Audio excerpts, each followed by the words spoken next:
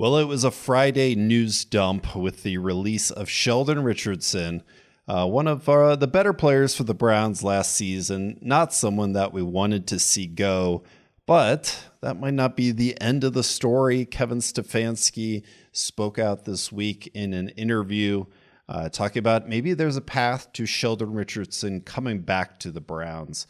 Eric, let's start with you here. How important is it to get Richardson? We've had so many other signings. Is he still a key part of this defense? Well, you take a look at the team's salary cap situation now with the release. They're now $21 million under the cap, plus a little bit more than that. And then you look at the defensive tackle room to see what they currently have right now. You got Malik Jackson making about $2 million on a cap hit. Andrew Billings, 3.5 years, also sat out a year. And then you have that coupled with Jordan Elliott coming off a rookie season. He's been serviceable. I mean, he wasn't asked to do much in his rookie year, but he is, hopefully he's going to improve upon that. And I think he, could do very well. But he's making, he's on his rookie contract, just about $1 million on his cap hit. And then you have the other Sheldon Day, $850,000 cap hit. Not a lot expected out of him. So what I'm getting at is the team needs a fifth defensive tackle, in my opinion, especially with two only veteran guys at that positional group at this time. That's assuming both of them are going to be healthy all season and play on a consistent basis. I know there's been talk of Jadeveon Clowney kicking in from time to time, and I support that. I think that's a great move by the team.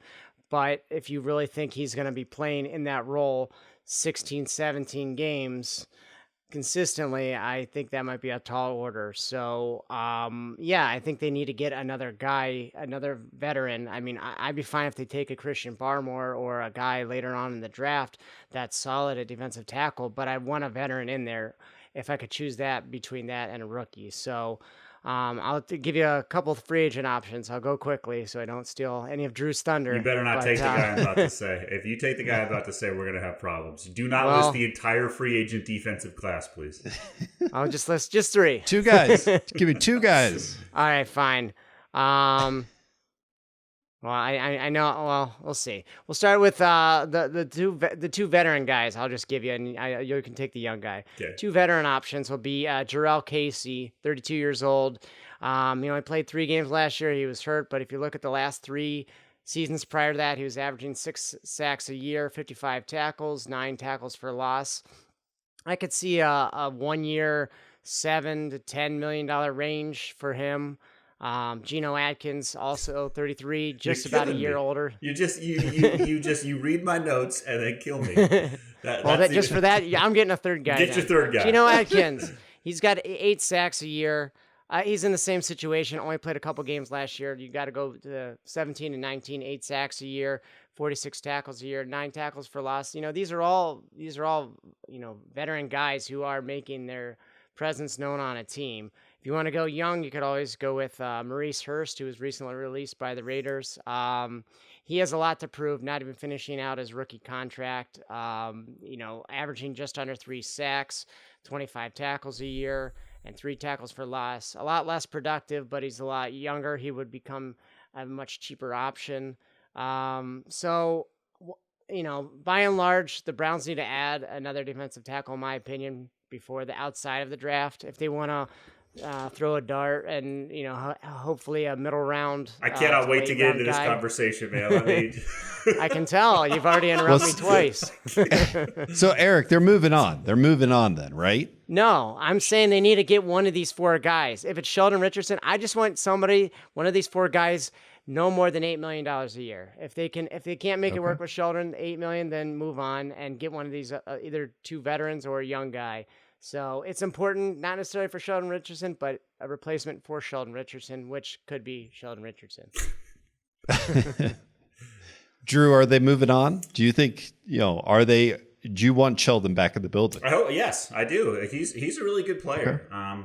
One of the sort of luxuries when you have Malik Jackson and Andrew Billings, if you look at the PFF grades from those two versus the grades for Sheldon Richardson and Larry Ogunjobi, they are very similar. That's actually slightly higher you have to go back to 2019 for Andrew Billings' case, but they're actually just a little bit higher. Jackson was only a couple of points below Sheldon Richardson. So I think they can be fine, but make no mistake about it, the Cleveland Browns got slightly worse on Friday when they released Sheldon Richardson. So I totally agree. I would like to have him back. I suspect that there was like an Olivier Vernon sort of a discussion on hand where they approached him about a restructure / pay cut where you could make some of that money back in incentives to make the cap hit a little better.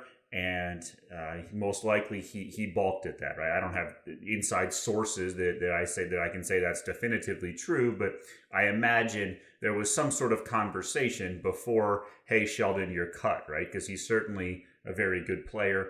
I suspect that they want him back. I know for certain Kevin Stefanski wants him back. He has said as much in an interview for the Cleveland Plain Dealer. He said Sheldon was a big part of what we did. I'd sure like to explore an avenue where he could return to the team. So I'm certainly not willing to rule that out until he signs elsewhere. I would be a big fan of bringing him back in some sort of a capacity, if at all possible. But if not, the next player on my sort of list here for this is Geno Reynard Atkins. He's 33 years old. This would be his 12th season, but I think he still has 1 or 2 more years sort of in the tank. He's an 8-time Pro Bowler, 3-time All-Pro. He did have a very poor 2020 season. There's no two ways about it. Injuries, ineffectiveness. There was no doubt that he was going to be cut by the Bengals based on that. The question is he done, or can he give you one more season in a rotational capacity with Billings and Malik Jackson? I suspect that answer is yes. Every year, the 5 years before 2020, the worst grade he had was 76.2, which is better than Sheldon Richardson's best season with the Browns. I think Geno Atkins, if healthy, can give you one more year in a rotational capacity, which is what you're looking for. You get 3 good players in there that can rotate. You mix in Jadeveon Clowney rushing from the DT spot, the sort of 1 technique spot in the in pass rush situations, and I think this can be a really good defense. But I think you do need one more guy there, and I think it has to come from free agency. I saw a quote from an assistant coach. This was in, I forget which article, sorry, maybe Twitter, but it was an NFC assistant coach, and they said this is the worst defensive tackle class that they have ever seen. There is Christian Barmore and not a whole lot else behind there.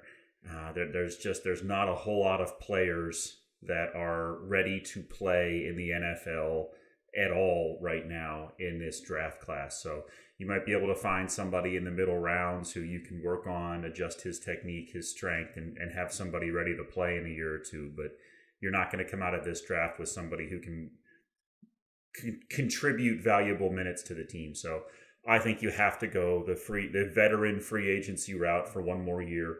My number one choice is Sheldon Richardson. If you can't get him back, I would definitely kick the tires on Geno Reynard Atkins. What I'm hearing when I talk to my sources is that Sheldon's going to be coming back. Come on back to Cleveland. We need some continuity. We need this team to make a run next year. We need some talent on that defensive line. So Sheldon Richardson, I am sure it's any day now that we'll hear that he's once again a Cleveland Brown. Sounds great.